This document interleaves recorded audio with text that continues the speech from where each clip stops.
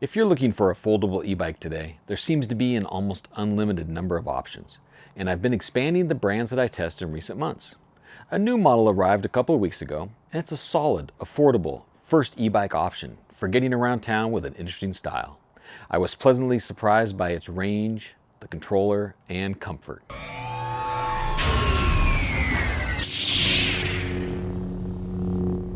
Hello everybody, this is Matthew Miller, otherwise known as Palm Solo, and thanks for visiting the Mobile with Matt YouTube channel. I appreciate your views and your support. Now, before I get started, Revabike sent along the wild green color Rebel 2 e-bike. At first glance, the orange colored walled tires stand out and contrast with the various color options of the Rebel 2. After riding the bike for many miles, it pleased me in many ways, while there was a couple of design elements that disappointed me. Let's first start off with unboxing this e-bike. The Revabike's Rebel 2 comes in a box that's much smaller than most of the bikes that I receive for review, and it includes on the top some of the accessories. The different accessories, the battery charging kit, the tools that are needed, the phone holder, and all of the other parts. As you can see, it comes with both wheels fully assembled and tires and wheels attached. You just simply unfold the bike, take off all of the protective covering that is found secured on the whole bike, and then insert the handlebars, carefully taking off the protective materials and adjusting the handlebars to your specific fit. The seat is easily inserted and adjusted to your proper height. The battery comes already assembled in the center part, and then of course make sure to put the pedals on correctly. You don't want to strip those threads. Then the bike is ready to roll. Now that I have it all unboxed, let's go ahead and walk through some of the hardware aspects. It's that typical 6061 aluminum alloy frame. The bike weighs in at 65 pounds, but it does have a 400-pound load capacity. And this rear cargo rack is integrated into the frame of the bike. It's not an add-on or a bolt-on, it's part of the frame of the bike, and that means it has a carrying capacity of 120 pounds, and Revabikes includes the little foot pegs in the package so you can have somebody sit back there. This bike has a 750 watt motor with 1,000 watts of peak power. And that 750 watt is pretty high for a bike of the price that this is in and the foldable style. We've seen that on some foldable bikes, but they're usually much more expensive. The bike is also UL certified with a 48 volt, 15 amp hour battery, 7-speed Shimano transmission with a right twist throttle. The bike has leather ergonomic hand grips so you can hold on to that and ride for hours at a time. It has that front suspension, 180 millimeter forks, 20 by 3 inch anti-puncture tires, a very comfortable saddle, 180 millimeter hydraulic disc brakes. This saddle is very comfortable, it has a lot of cushion, it's very wide, and it does lift up to be able to pull out that battery in the center of the bike. The bike supports up to 28 miles per hour with pedal assist, and it has an advertised range of 40 to 60 miles, but we'll talk about that in a little bit with my experiences. Remember, those 40 to 60 miles that the company advertises is for a 120-pound rider with no wind, flat road, and pedal assist, but you may be surprised by some of my results. It has a very bright front LED light, and it has a rear brake light that I'll talk about because it's interesting with the turn signal indicators. The controller and the signals and everything is IP65 waterproof design, has that color display that I'll talk about in a bit, with a USB-A port here underneath to be able to charge your phone or other devices. The bike is advertised to fit riders from 4 feet 9 inches to 6 feet 2 inches, and I'm 6'1", and I have the seat up quite a bit, but it still fits me perfectly, so I think that 6'2" is legit. As I mentioned earlier, it is UL certified, that's UL 2849, which covers the electrical system for the drivetrain, the battery, and the charger system. So the controller and the display on this bike, the Revabike's Rebel 2, is a bit different than what I've seen in the past. We have two different controllers over here on the left side. That left one has a turn signal indicator, and it's easily shown with two arrows pointing left or right. You simply slide the dial to whatever you're going to turn, and then after your turn, you go back to center and turn that off. The nice thing is, when you turn that turn signal on, it's not just a light that shines once, it's a bunch of lights. I don't know, there might be four or 5 or 6 lights, and they start from the center and move their way out, so it gives you a rotating light That way it'll probably get the attention of drivers behind you a little bit more than just a solid light. The brake light is on center and it is a solid light. And below the turn signal indicators is the horn button. So you get a nice electric horn there, which a lot of bikes don't have. Next to that indicator and horn controller, or as a small little narrow controller with 4 buttons on it. The top button is the power button. You press and hold that to turn the bike on and press and hold to turn it off. If you were to press that once, that would turn on the front headlight and dim the display a little bit. Push that button again, single, it'll turn that light off. There also are plus and minus buttons, which obviously increase or decrease the pedal assist level. And then there's a center button, the I or information button. You press that to view different parts of the display, trip distance, trip time, odometer, etc. But even more interesting is if you press and hold that I button, the bike will switch between class 1, 2, and 3. Now, it won't do that while you're actively pedaling, but when you pause pedaling, you can do it while you're rolling down the road. So class 1, just to remind you, turns off any throttle capability at all.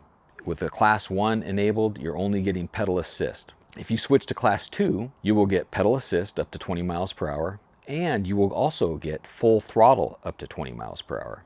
If you switch it into class 3, you will get the full throttle to 20 miles per hour, but then you get a much more powerful pedal assist experience that will easily help you get up to 28 miles per hour in 7th gear and pedaling like crazy. So that's kind of nice to have that capability without having to go in and figure out some magical, mystical, hidden, secret button press, do it offline. This press and hold of that I button allows you to switch between those 3 classes quickly and easily. Has a vivid color display in the center that shows battery percentage, your watts power usage indicator, speed, pedal assist level, and more. And I really like the dial in the top left that shows you the power usage. You can see in there how much that bike is providing assistance to you while you're riding. And it's very interesting to see it go from when you're cruising along, it's only at 200 watts, whereas sometimes it could be providing 1,000 or more. In order to commute home from the train station, I need to go up 13 to 15% incline into my neighborhood. Throttle only in class 3 mode, couldn't get up the hill alone with just the throttle, which wasn't expected for a foldable bike like this, but with very minimal effort and pedal assist in the mid gear, like 3 or 4, I was able to go up at 9 to 12 miles per hour. Some bikes I need to drop it all the way down to the 1st gear to try to get up, but this provided more assistance than that, so that was a good test. As I mentioned earlier, in class 1 mode, the throttle does not work. So my throttle test results, I didn't test in class 1 because there is no throttle. But class 2 and 3, it is enabled, and that's enabled with pedal assist 1 or higher. If you're in class 2 or 3 mode and you have the pedal assist at level 0, the throttle will not work. And the throttle, unlike some other bikes that I've tested in the past, doesn't matter what pedal assist level, between 1 and 5, you get the full access to the full 20 miles per hour throttle. So once you are in pedal assist 1 or higher, you simply rotate the throttle on the right side of the handle grips there, and you could be off up to 20 miles per hour. And the nice thing is, if you twist this all the way back and go to full throttle, it's a very steady throttle mode. It's not surging at all, it's very steady. The one thing that I would like to see is the ability to have the software turn on cruise control when you have that throttle on and open for a long time. I did ride it extensively for many, many miles in throttle only, and I did have to hold that down and have the throttle open the whole time to be able to use that. And in throttle only mode, I measured nearly 40 miles of range, which far exceeded what I thought would be provided, especially with somebody with my 235-pound weight. So a 40 mile per hour with this bike and throttle is an excellent range. In addition to full throttle testing, I love to do pedal assist testing because that's where I live most of the time. I usually don't like to have throttle only. I like to get some exercise out of my bikes. But I didn't find too much assistance with pedal assist level 1 and 2, so I spent most of the time in level 3 or 4. Level 5 is a little too much for me, and it provides a very high level of assistance that will get you to that 20 or 28 miles per hour. And on the indicator there, I often saw level 5 more than 1,000 watts. So there's a lot of power being put out to help you get to the 28 miles per hour in 7th gear. But most of my riding was in level 3 because I do appreciate the throttle when taking off from a stop sign or red light, but I don't want to have it on all the time. And in riding in that pedal assist mode, in my experiences on the trails that I was on, it was a dry condition, pretty flat. I measured more than 60 miles. So that advertised 40 to 60 mile range is accurate. And honestly, I think you'll be able to get more than that with this bike. The last little experience test I'd like to do is riding with no battery assistance. Just assuming that the battery dies while I'm out far away from home, can I get that bike home? And I was actually able to enjoy 11 to 12 miles per hour with my own power, with the tires rolling along pleasantly and not too much work. Now, on some bikes I would do that for a mile or two. This bike I could easily do 10 miles or so and not have a problem with that. Now let's talk a little bit about some of the pros and cons of the bike, right? The bike has a very unique look. Some people may like it, some people might not. My wife personally does not like the look of the bike. I think it's pretty unique. When I was out riding and doing my testing, I was on roads and I was on some trails, and there was a lot of people walking around the trails, and they actually stopped me and asked about the bike because they thought it was a unique look and they thought it looked good. So I told them about some of the experiences in the bike itself. The looks can be something on this bike that you either like it or you don't, so take it for that. The bike is more powerful than I expected, and it's very, very comfortable. With those adjustable handlebars, the ergonomic grips, that plush seat, and that front suspension fork providing a very comfortable ride. I also love that quick ability to switch between the 3 classes. That is something that I'd like to see on more bikes, and it was very easy to see on this bike. I do have a Velotrix Summit 1 that does have something similar to that makes it very easy to switch between the classes. I also like that integrated rear rack. You know, that rack is integrated into the frame. It has a piece of wood here. There are some accessories you can add to that as well, and those foot pegs are included if you want to carry somebody with you. Revva bikes also did the turn signal indicators better than anybody else I've seen. They're not just a light that lights up, they're a moving light to give some awareness and some attention to the drivers or the riders behind you so they know if you're turning, and those are great to see. There are a few areas for improvement. That folding, the bike folds, right? The pedals fold up, the handlebar folds down, and the center folds in half. But I really did not like the mechanism they're using to fold this frame in half. It's different than other bikes that I've seen before. You do undo the clasp, but then when you go to split the bike in half, you actually have to take and lift the pin up out of the hole that's in there and release it from the hole so that you can bend the bike. And sometimes it's a bit awkward and not as smooth and flawless as some other bikes that I've seen. Now, most of the time when I store bikes, I fold the handlebars down, put the pedals up, and I slide it in a slot. But if you're going to fold it up to take it with you, just be careful about that pin that you may get hung up on trying to release that. As I mentioned about the seat, it does lift up to be able to pull this battery out when you want to take it out of the bike, but there is a bit of wobble in the hinge, that mechanism there, and no way to tighten it up. So when the seat is pushed back down, it does tend to wobble a little bit. It may not bother you too much, but I'd like to see a way to tighten that up. And the last area for improvement is the latch mechanism to adjust these handlebars. Now, you set these handlebars up. Once you set them up to where you like them and it's good for you, that's great.